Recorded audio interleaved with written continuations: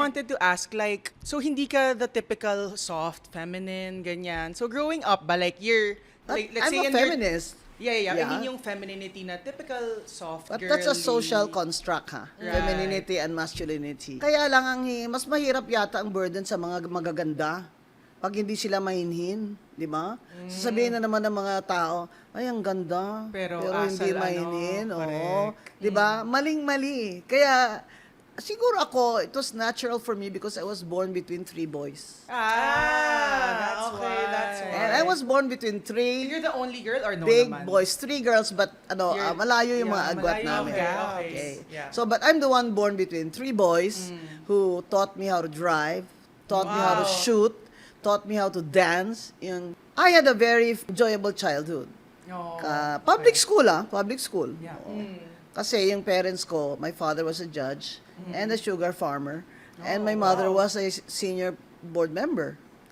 And totoo naman talaga yung sinabi ko noon nung inokray ako nung isang, di bali na. Huwag mo nga ako i-bribe ng 2 million dyan. 9 years old, ano pa lang, grade school pa lang ako, hinatid na ako ng Mercedes-Benz sa Cadiz West Elementary School. Yeah.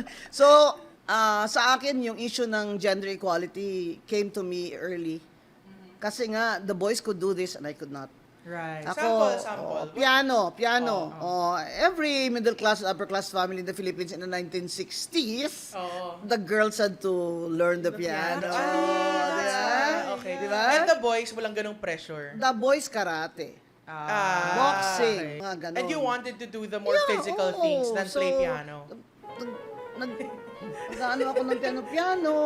Tapos, siyempre, may glass yung ano kasi namin, yung bahay namin. May glass na you can see from the glass yung parang quadrangle ba? Where the boys would practice karate. Right. And ganyan. So, nakikita ko sila. So, yun nga, I'm very distracted. So, finally, sabi na lang ng tatay ko, ay, paggawa nyo na lang yan ng kimono.